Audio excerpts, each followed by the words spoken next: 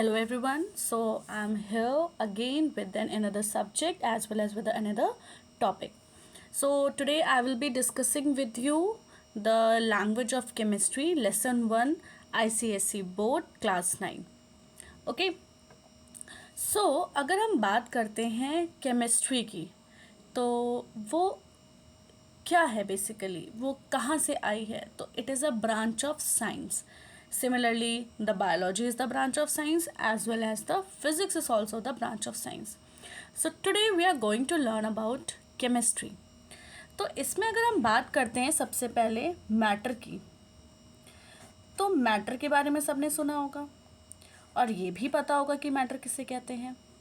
Everything that surrounds अस, हमारे आसपास की जितनी भी चीज़ें हैं वो किससे बनी है? मैटर से बनी है.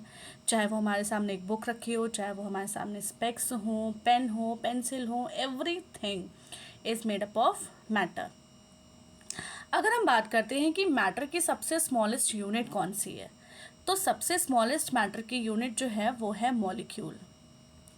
ओके, सो मॉलिक्यूल जो है मैटर की सबसे स्मॉलेस्ट यूनिट है. और मॉलिक्यूल की सबसे स्मॉलेस्ट यूनिट क्या है? मॉलिक्यूल की सबसे स्मॉलेस्ट यूनिट है एटम. अब हम वन बाय वन डिस्कस करेंगे इन सभी चीज़ों को. ओके, सो हमने पढ़ा कि जो एटम है, एटम का सबसे स्मॉलेस्ट यूनिट है मॉलिक्यूल, और मॉलिक्यूल का सबसे स्मॉलेस्ट यूनिट है एटम. तो हम ये कह सकते हैं कि एटम से मॉलिक्यूल बना है, ठीक है, और मॉलिक्यूल से हमारा पूरा मैटर बना है. लेकिन इसको हम और भी ज़्यादा डिफाइन करेंगे. अब हम आते हैं हमारी नेक्स्ट थिंग पे. So our next thing is pure substance. हम बात करते हैं प्योर सब्सटेंस की. चलो भाई, ये जो प्योर वर्ड लिखा हुआ है, प्योर का मतलब क्या होता है? प्योर का मतलब होता है किसी भी चीज़ में कोई मिलावट नहीं है.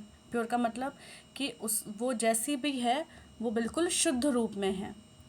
अब यहाँ पे अगर हम प्योर सब्सटेंस की बात कर रहे हैं और हमने बात करा कि मैटर का सबसे स्मॉलेस्ट यूनिट मॉलिक्यूल है और मॉलिक्यूल की सबसे स्मॉलेस्ट यूनिट एटम है, तो प्योर सब्सटेंस वो होता है जो सिर्फ और सिर्फ ऐसे मॉलिक्यूल से बना होता है जिसमें सेम काइंड ऑफ एटम होते हैं.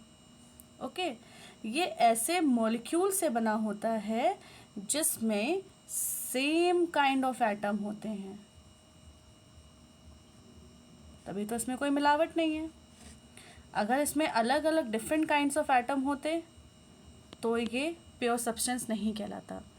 लेकिन ये प्योर सब्सटेंस इसलिए कहलाता है क्योंकि इसमें जो है मॉलिक्यूल में जो एटम्स हैं वो सेम काइंड के हैं, वो बिल्कुल एक जैसे हैं. चलो भाई, अब हम बढ़ते हैं अपनी नेक्स्ट थिंग की ओर.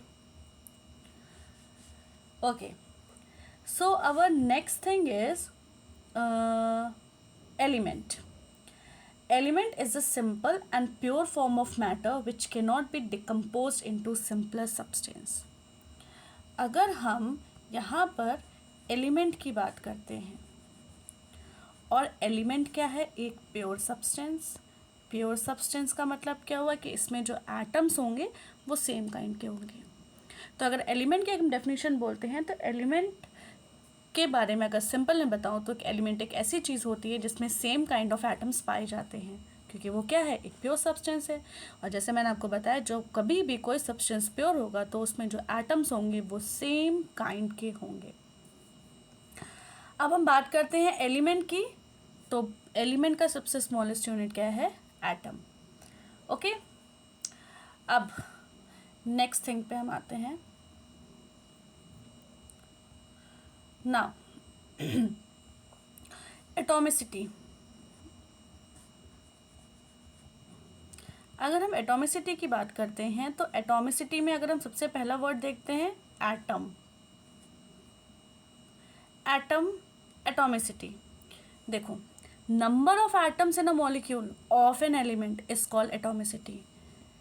किसी भी एलिमेंट में जितने नंबर ऑफ एटम्स होंगे वो उसकी एटॉमिसिटी कहलाती है.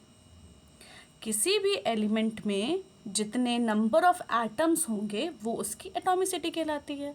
भाई हम वर्ड से समझ जा रहे हैं कि एटॉमिसिटी, एटॉमिसिटी में क्या आ रहा है, एटम, ठीक है। और एक एलिमेंट क्या होता है, प्योर सब्सटेंस होता है। तो किसी भी एलिमेंट में जो नंबर ऑफ एटम्स होते हैं वो बताता है उसकी एटॉमिसिटी, कि कितने नंबर ऑफ एटम्स हैं उसमें। अब ये जो मॉलिक्यूल्स हैं ये और भी फर्दर डिवाइडेड हैं। अब वो कैसे फर्दर डिवाइडेड है, देखो भाई, इसको भी हम पढ़ते हैं।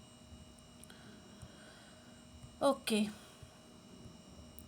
सो अगर हम बात करते हैं यहाँ पे मॉलिक्यूल्स की, तो मॉलिक्यूल्स हमारे हो सकते हैं मोनो एटॉमिक, ओके, मॉलिक्यूल्स हमारे हो सकते हैं diatomic, okay, and molecules हमारे हो सकते हैं पॉली एटॉमिक। अब भाई दिक्कत यहाँ पे ये है कि हमने एटॉमिसिटी पढ़ ली, हमने एटम्स पढ़ लिया, अब यहाँ पर मोनो भी है और यहाँ पे एटॉमिक भी है। चलो इसका भी सोल्यूशन निकालते हैं। मोनो, मोनो का मतलब होता है one, di, di means two, and poly more than two. यानी कि जिस किसी में भी, जिस मॉलिक्यूल्स में नंबर ऑफ एटम्स वन होंगे, किसी भी मॉलिक्यूल में अगर नंबर ऑफ एटम्स वन होंगे तो वो क्या कहलाएगा, मोनो एटॉमिक।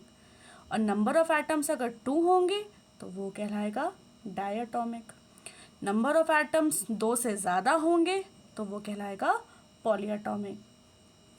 तो अगर हम मोनोटॉमिक की बात करते हैं तो जितनी भी नोबल गैसेस होती हैं, ओके, जितनी भी हमारी नोबल गैसेस होती हैं they are the monoatomic, क्योंकि उनका जो एटॉमिसिटी होती है वो क्या होती है, वन। अब एटॉमिसिटी क्या बताई थी मैंने कि नंबर ऑफ एटम्स, तो बात घूम फिर के वही आ गई। अगर उनकी एटॉमिसिटी वन है तो वो मोनो एटॉमिक कहलाएंगे।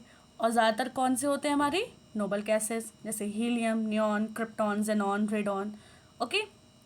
चलो भाई ठीक है। अब हम अगर डायटोमिक की बात करते हैं तो जब हम बोलते हैं ना H2O2, तो देखो ये जो टू आ रहा है यहाँ पर, टू, ये टू, ये क्या है, नंबर ऑफ एटम्स। तो ये जो नंबर ऑफ एटम्स हैं ये क्या है, उसकी, इस ऑक्सीजन की एटॉमिसिटी बता रहा है कि कितने नंबर ऑफ एटम्स हैं। तो इसको हम क्या बोलेंगे, डाई एटॉमिक। इसमें भी टू हैं तो इसको हम क्या बोलेंगे, डाई एटॉमिक। अब यहाँ पे अगर हम बात करते हैं एक और भी होता है ट्राई एटॉमिक। तो जैसे कि हमने लिखा O3, O3, तो यहाँ पे कितने हो जाएंगे, नंबर ऑफ एटम्स 3, तो ये ट्राई एटॉमिक हो जाएगा। अब 2 या 3 से ज़्यादा है तो वो क्या कहलाएगा, सॉरी, पॉली एटॉमिक, ओके। अब उसमें हम टेट्रा एटॉमिक भी ले सकते हैं, ऑक्टा एटॉमिक भी ले सकते हैं। तो जो टेट्रा एटॉमिक है वो 4 हो जाएगा, जो ऑक्टा एटॉमिक है वो 8 हो जाएगा, ठीक है। अगर हम फॉस्फोरस की बात करते हैं तो फॉस्फोरस होता है हमारा P4, और अगर हम सल्फर की बात करते हैं तो सल्फर होता है हमारा S8, okay. So this much is for today and I will tell you the further explanation of this chapter one by one. So be with me, और इसी में हम अपने सारे के सारे chapters one by one complete करेंगे। So thank you so much.